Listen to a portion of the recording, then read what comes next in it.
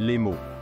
Ils sont les briques de la communication, les outils avec lesquels nous exprimons nos pensées, nos idées et nos émotions. Du salut le plus simple au discours le plus éloquent, les mots ont le pouvoir d'informer, d'inspirer et d'enclencher le changement. Ils transcendent les frontières géographiques et les différences culturelles, créant des liens et favorisant la compréhension. Les mots ont le pouvoir de changer des vies individuelles et, par conséquent, de façonner le cours de l'histoire.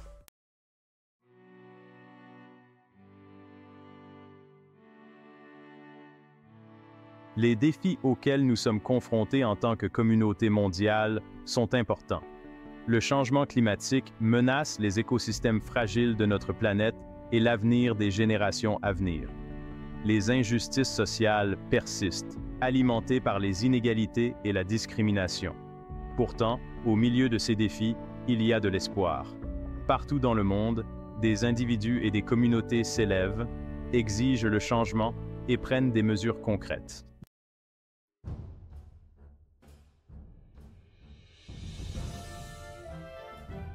L'année était 1963. L'Amérique était à la croisée des chemins, aux prises avec les profondes blessures de la ségrégation raciale et de la discrimination. Par une journée étouffante du mois d'août, un jeune pasteur baptiste nommé Martin Luther King Jr. s'est tenu devant 1/4 million de personnes rassemblées au Lincoln Memorial à Washington, D.C. Ces paroles, résonnant à travers le bassin réfléchissant et dans les annales de l'histoire, allait déclencher un mouvement et changer à jamais le cours d'une nation. L'héritage de King s'étend bien au-delà du mouvement des droits civiques, continuant de résonner auprès des peuples du monde entier qui luttent pour la justice, l'égalité et la dignité humaine.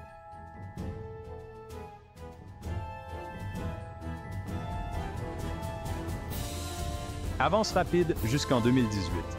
Une jeune fille de 15 ans, originaire de Suède, armée d'une pancarte manuscrite et d'une détermination sans faille, a déclenché un mouvement mondial. Greta Thunberg, profondément troublée par l'inaction face au changement climatique, a décidé de faire l'école buissonnière et d'organiser une manifestation solitaire devant le Parlement suédois.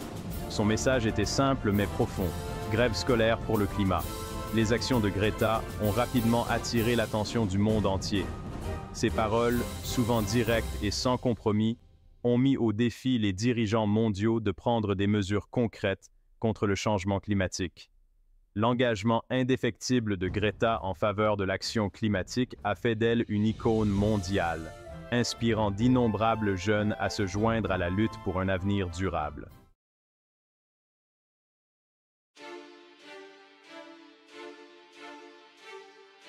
Section 3. Le pouvoir du pourquoi. Remettre en question le statu quo. Martin Luther King Jr. et Greta Thunberg, bien que séparés par des générations et luttant pour des causes différentes, partageaient un point commun: le pouvoir du pourquoi. Leurs paroles ont remis en question le statu quo, obligeant les gens à faire face à des vérités inconfortables et à remettre en question des idées reçues. Le pouvoir du pourquoi réside dans sa capacité à susciter l'introspection, à défier la complaisance et à enflammer le désir de changement.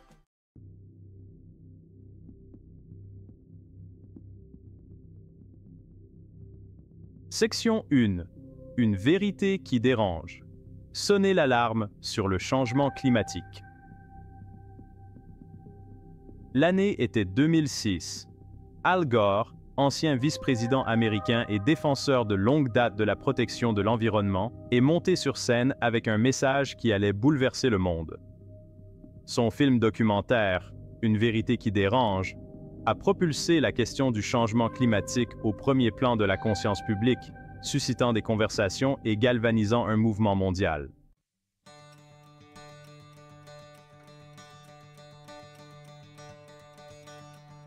Section 2. Demain. Une tapisserie d'espoir et de solutions. Alors qu'une vérité qui dérange tirait la sonnette d'alarme sur le changement climatique, un autre film, sorti en 2015, offrait un message d'espoir et de possibilités. Demain, réalisé par Cyril Dion et Mélanie Laurent, présentait des solutions innovantes mises en œuvre au niveau local. Le message du film était clair: nous ne sommes pas impuissants face aux défis mondiaux. Il existe des solutions et elles sont mises en œuvre tout autour de nous.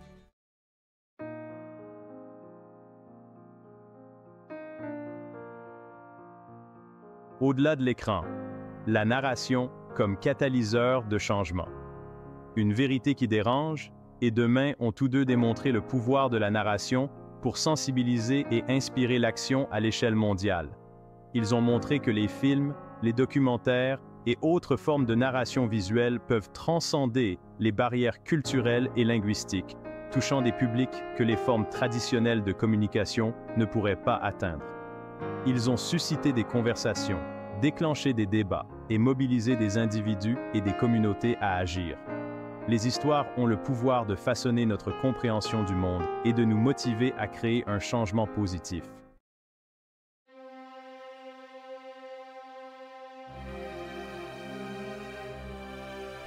Me Too. Briser le silence, amplifier les voix. L'année 2017 a marqué un tournant dans la lutte contre le harcèlement et les agressions sexuelles. Ce qui a commencé comme un simple hashtag, MeToo, est rapidement devenu un mouvement mondial, donnant aux survivantes les moyens de partager leurs histoires et exigeant que les auteurs de ces actes soient tenus responsables. Le mouvement Mark MeToo a révélé l'omniprésence des inconduites sexuelles dans toutes les industries et cultures. Il a démontré le pouvoir de l'action collective, des expériences partagées amplifiées par les médias sociaux pour remettre en question des systèmes de pouvoir et d'abus profondément enracinés.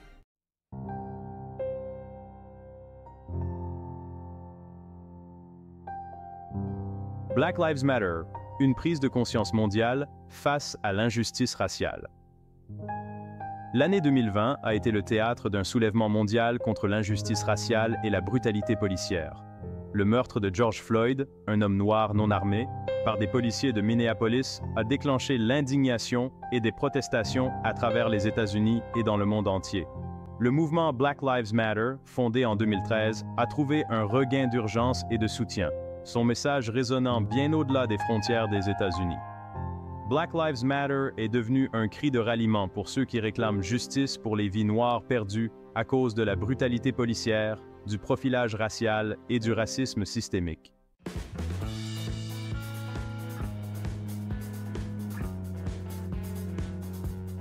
Section 3. Le pouvoir des hashtags, les médias sociaux, comme catalyseur de changement. MeToo et Black Lives Matter illustrent parfaitement le pouvoir des médias sociaux pour amplifier les voix, mobiliser les mouvements et conduire le changement social. Les hashtags sont devenus des outils puissants pour sensibiliser, organiser des manifestations et construire des communautés mondiales autour de causes communes. Les médias sociaux sont devenus une agora virtuelle où les individus peuvent se connecter avec les autres, partager leurs histoires et se mobiliser pour une action collective. Des hashtags comme MeToo et Black Lives Matter nous rappellent avec force que les mots, lorsqu'ils sont amplifiés par les voix collectives de millions de personnes, peuvent remettre en question le statu quo, exiger la justice et inspirer le changement à l'échelle mondiale.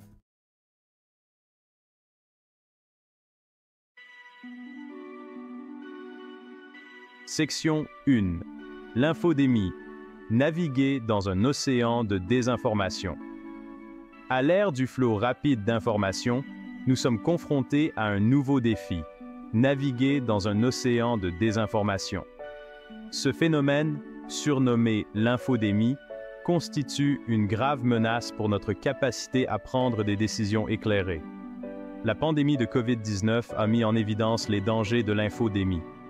Les théories du complot ont prospéré, alimentées par les algorithmes des médias sociaux.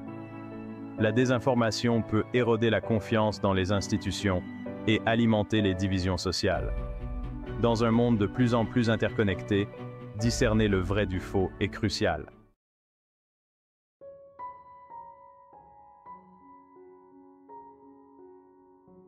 Section 2. L'érosion de la confiance. Quand les faits deviennent subjectifs. L'un des aspects les plus insidieux de l'infodémie est l'érosion de la confiance dans les sources d'information traditionnelles. Par le passé, nous nous sommes appuyés sur des institutions telles que les gouvernements, les organes de presse et les organismes scientifiques pour nous fournir des informations exactes et fiables. Cependant, ces dernières années, ces institutions ont été confrontées à une crise de confiance croissante. les raisons de cette érosion de la confiance sont complexes et multiformes.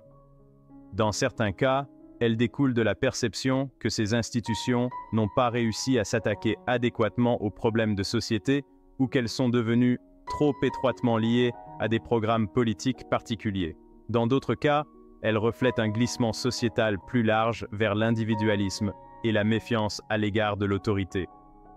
Quelle qu'en soit la cause, l'érosion de la confiance a créé un terrain fertile pour la prolifération de la désinformation.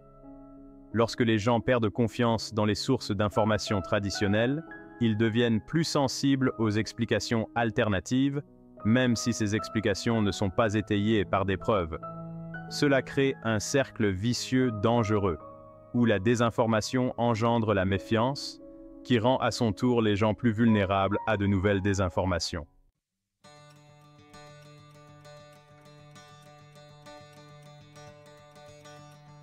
La lutte contre l'infodémie exige une approche multiforme. Elle exige que nous nous attaquions aux facteurs sociétaux sous-jacents qui contribuent à la propagation de la désinformation, tels que les inégalités, la polarisation et l'érosion de la confiance dans les institutions. Elle exige également que nous donnions aux individus les outils dont ils ont besoin pour naviguer de manière critique dans le paysage numérique et pour discerner le vrai du faux. L'éducation joue un rôle crucial dans le développement de cet esprit critique. En apprenant aux élèves à évaluer les sources, à identifier les préjugés et à réfléchir de manière critique aux informations qu'ils rencontrent en ligne, nous pouvons leur donner les moyens de devenir des consommateurs d'informations plus avertis. Les programmes d'éducation aux médias, qui apprennent aux élèves à déconstruire les messages médiatiques et à comprendre le rôle des médias dans la société, sont également essentiels. Cependant, l'éducation ne suffit pas. Nous devons également encourager une culture de l'esprit critique, qui valorise le raisonnement fondé sur des preuves plutôt que les appels à l'émotion ou les affirmations non fondées. Cela exige que nous engagions un dialogue respectueux avec ceux qui ont des points de vue différents, que nous soyons prêts à remettre en question nos propres préjugés et que nous soyons ouverts à changer d'avis lorsque de nouvelles informations nous sont présentées. À l'ère de la surcharge d'informations, la construction de ponts de vérité exige un effort collectif qui implique les individus, les institutions et la société dans son ensemble. Le démantèlement de l'apartheid en Afrique du Sud en 1994 a marqué la fin d'un régime brutal et oppressif, mais il a également laissé la nation aux prises avec les profondes blessures de son passé. Des décennies de racisme systémique et de violation des droits de l'homme ont laissé un héritage de douleur et de méfiance. L'Afrique du Sud était confrontée à la tâche de reconstruire une société déchirée par la division. Au lieu de la vengeance, l'Afrique du Sud a choisi une voie de justice et de guérison. La Commission Vérité et Réconciliation, créée en 1995, a offert une tribune aux victimes et aux auteurs de crimes pour partager leurs histoires et œuvrer à la réconciliation. La Commission a tenu des audiences publiques à travers le pays, où les victimes ont raconté leurs histoires et les auteurs ont avoué leurs crimes.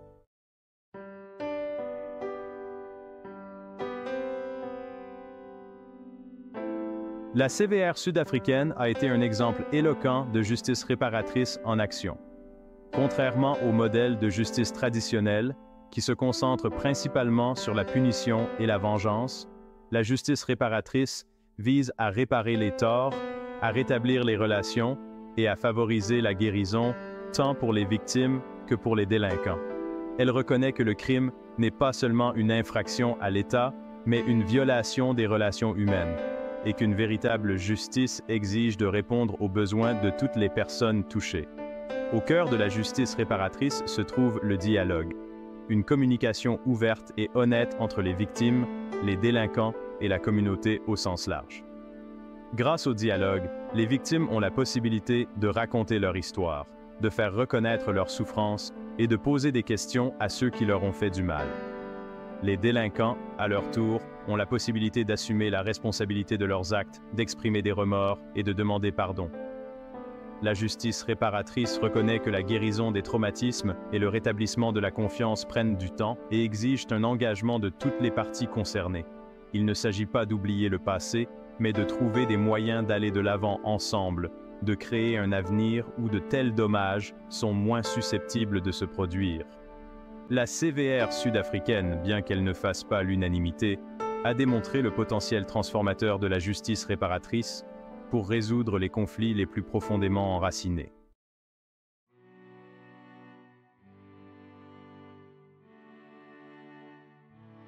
L'un des aspects les plus remarquables de la Commission Vérité et Réconciliation sud-africaine a été l'accent mis sur le pardon. Les victimes ont été encouragées à pardonner à leurs bourreaux, non pas pour excuser leurs actes, mais pour se libérer de la colère et de la haine. Le pardon ne consistait pas à oublier le passé, mais à choisir d'aller de l'avant. L'archevêque Desmond Tutu a parlé du pouvoir transformateur du pardon. Le pardon n'est pas toujours facile. Parfois, il est plus douloureux que la blessure que nous avons subie. Et pourtant, il n'y a pas de paix sans pardon. Tutu a soutenu que le pardon n'était pas un signe de faiblesse, mais un acte de courage extraordinaire, une décision de briser le cycle de la violence et de la haine. Des discours emblématiques de Martin Luther King Jr. et de Greta Thunberg au pouvoir transformateur de documentaires comme Une vérité qui dérange et Demain, nous avons été témoins de la façon dont les mots peuvent déclencher des mouvements.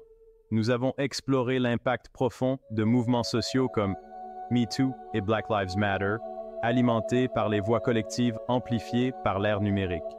Nous nous sommes penchés sur les défis de la désinformation et de l'érosion de la confiance, soulignant le besoin crucial d'éducation, d'esprit critique et de dialogue constructif. Et nous avons été témoins de l'exemple inspirant de la Commission Vérité et Réconciliation sud-africaine, un témoignage du pouvoir du dialogue, du pardon et de la capacité humaine à guérir. Bien que ces exemples couvrent différents continents, générations et causes, un fil conducteur les relie tous, le pouvoir des mots de façonner notre compréhension du monde et d'inspirer un changement positif. Qu'ils soient prononcés du haut d'une tribune, partagés sur un écran ou amplifiés par un hashtag, les mots ont le pouvoir de franchir les frontières, de remettre en question le statu quo et de nous mobiliser pour une cause commune. Les défis auxquels nous sommes confrontés en tant que communauté mondiale sont complexes et interdépendants, exigeant des solutions collaboratives et une action individuelle. Le changement climatique, l'injustice sociale, la polarisation politique, la désinformation, autant de problèmes qui ne peuvent être résolus isolément. Ils exigent que nous nous écoutions les uns les autres, que nous engagions un dialogue respectueux et que nous travaillions ensemble à jeter des ponts de compréhension et de coopération.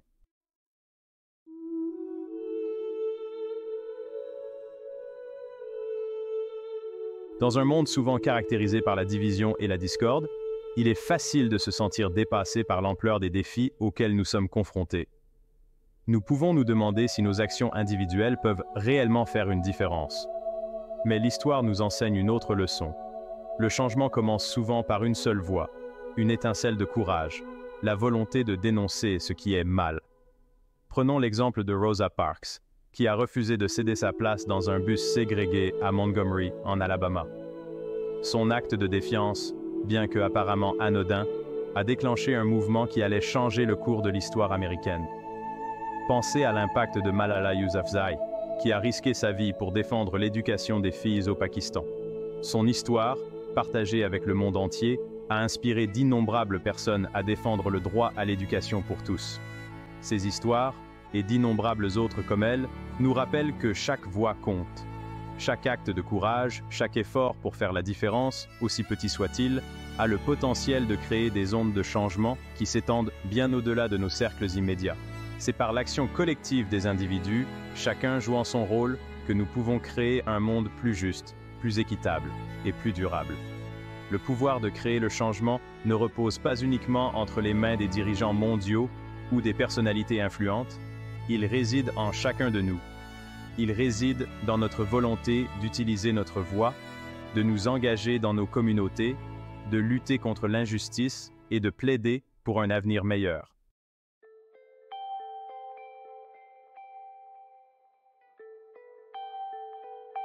Le monde dans lequel nous voulons vivre, un monde caractérisé par la paix, la justice et la durabilité, ne se matérialisera pas tout seul.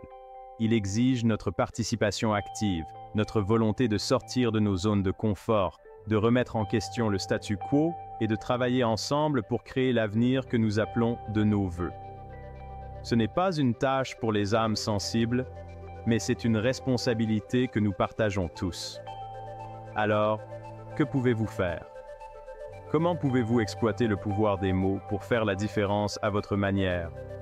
Commencez par engager des conversations constructives avec ceux qui vous entourent. Écoutez pour comprendre, pas seulement pour répondre. Remettez en question vos propres préjugés et soyez ouverts à apprendre des autres. Utilisez votre voix pour dénoncer l'injustice et défendre ceux qui sont marginalisés ou réduits au silence. Soutenez les organisations et les initiatives qui correspondent à vos valeurs. Renseignez-vous sur les questions qui vous tiennent à cœur et partagez vos connaissances avec les autres. La voie à suivre n'est peut-être pas toujours claire, et les défis auxquels nous sommes confrontés peuvent parfois sembler décourageants. Mais en exploitant le pouvoir des mots, en dialoguant, en agissant et en incitant les autres à faire de même, nous pouvons créer un avenir meilleur pour nous-mêmes et pour les générations à venir. Le temps de l'action est venu. Faisons entendre notre voix. Assurez-vous de vous abonner à notre chaîne pour ne pas manquer nos vidéos passionnantes à venir. N'oubliez pas d'activer la cloche de notification pour être alerté dès que nous publions du nouveau contenu. Vous ne voudriez pas rater nos prochaines publications, alors restez connectés.